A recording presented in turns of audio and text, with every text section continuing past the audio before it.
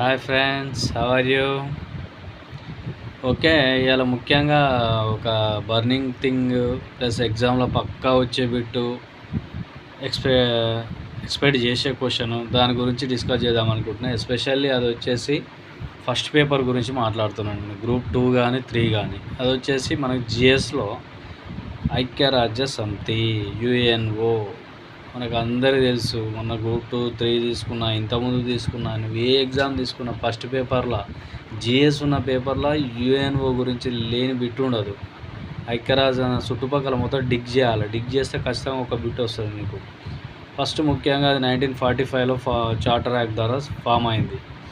దీంట్లో ముఖ్యంగా non permanent కంట్రీలు 10 ఉంటాయి, పర్మనెంట్ కంట్రీలు 5 ఉంటాయి. మనకు పర్మనెంట్ కంట్రీలు P5 కంట్రీస్ అంటారు. అవి ఖచ్చితంగా గుర్తుపెట్టుకోవాలి, అది బట్టి పట్టాలి. అది దానికి ఒక కోడ్ పెట్టినా నేను. P5 కంట్రీలో 5 ఉంటాయి, 5 కంట్రీలు. U² ప్లస్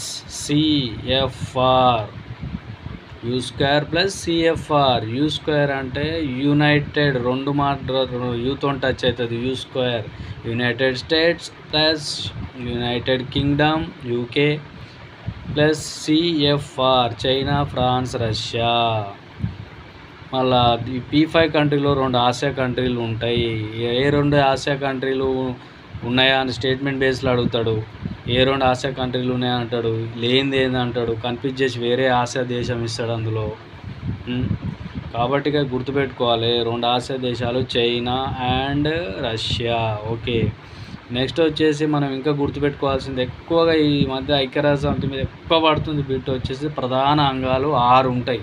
ఈ 6 అంగాలలో కాందేది అంటాడు, అవునేది అంటాడు, పక్క అడుగుతాడు. ఒకటి జనరల్ అసెంబ్లీ ప్రధాన అంగం, తర్వాత సెక్యూరిటీ కౌన్సిల్, 3వది వచ్చేసి ట్రస్ట్మ్యాన్షిప్ కౌన్సిల్, 4వది ఎకనామిక్ అండ్ సోషల్ కౌన్సిల్, ఆ తర్వాత ICJ international court of justice, ఆ తర్వాత UN సెక్రటరియట్. మొత్తం 6 ప్రధాన అంగాలు ఉన్నాయి మనకు యుఎన్ఓలో. దీంట్లో లేనిది ఏది కాంది ఏది అంటాడు, ఇట్లా కన్ఫ్యూజ్ చేస్తాడు మనని. మనం ఏం చేస్తాడంటే IBRD, IMF, world bank, IBRD ఒకప్పుడు, తర్వాత ఇప్పుడు వరల్డ్ బ్యాంక్ అయింది. ఇట్లా కన్ఫ్యూజ్ చేస్తాడు. అందులో ఆప్షన్లో ఇందులో ఏది అంటాడు, IBRD ఇస్తాడు.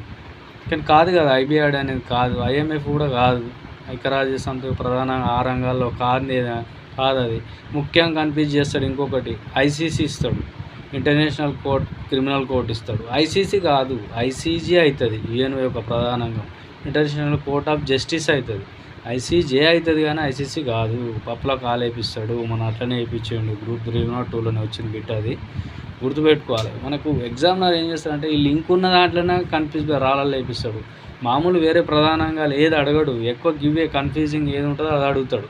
WTO, IBRD ఇట్లా అడుగుతాడు. అరే అవును కదా, IBRD ఉండొచ్చు కదా అనిపిస్తుంది మనకు రివిజన్ లేకపోతే. సో నెక్స్ట్ వచ్చేసి ICJ అడుగుతాడు, ICC అడుగుతాడు, కన్ఫ్యూజ్ అయిపోతాం మనం అక్కడ. సో ICJ వస్తుంది, ICC రాదు. ఇంటర్నేషనల్ కోర్ట్ ఆఫ్ జస్టిస్ వస్తుంది, ఇంటర్నేషనల్ క్రిమినల్ కోర్టు రాదు. సో ఇది అనేది పక్కా 100% గుర్తుపెట్టుకోవాలి. ఇంకా డిఫరెన్స్ మనం చూసినట్టు ఇంకా డెప్త్గా చూస్తే, ఈ ఐక్యరాజ్య సమితిలో ప్రధానంగమైనటువంటి ICJ international court of justice అనేది 1945 యుఎన్ఓ చార్టర్ ద్వారా వచ్చింది. అదేవిధంగా ICC చూసినట్లయితే ఇంటర్నేషనల్ క్రిమినల్ కోర్ట్ అనేది 2001లో ఏర్పడ్డది. అది రోమన్ స్టాట్యూట్ ద్వారా ఏర్పడ్డది ICC అనేది ఇండివిజువల్ పర్సన్ యొక్క క్రిమినాలిటీని డిఫైన్ చేస్తుంది, దాన్ని వాదిస్తుంది, దానిపై చర్యలు తీసుకుంటుంది. ఒక దేశంలో ఒక ఇండివిజువల్ వ్యక్తి ఉన్నాడు అనుకో, ప్రపంచ స్థాయిలో అతని యొక్క క్రిమినల్ ఇష్యూస్ ఉంటే దాటిని టేకింగ్ చేస్తుంది.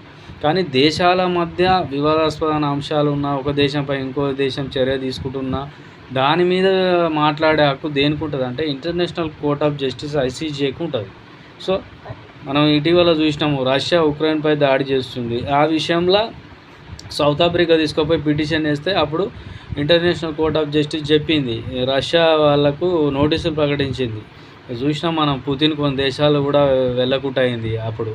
సో ఇట్లా అన్నట్టు దేశాల మధ్య వివాదాస్పద అంశాల విషయాలలో చర్యలు తీసుకునేదేమో బిట్వీన్ స్టేట్ వచ్చేసి ICC అనేది ఇండివిజువల్ పర్సన్ క్రిమినాలిటీ గురించి వాదిస్తుంది. ఈ రెండింటికి డిఫరెన్స్ చూసుకోవాలి మనం. ఓకేనా ఫ్రెండ్స్, థ్యాంక్ యూ. మీకు నచ్చినట్లయితే సబ్స్క్రైబ్ చేసి షేర్ చేయండి.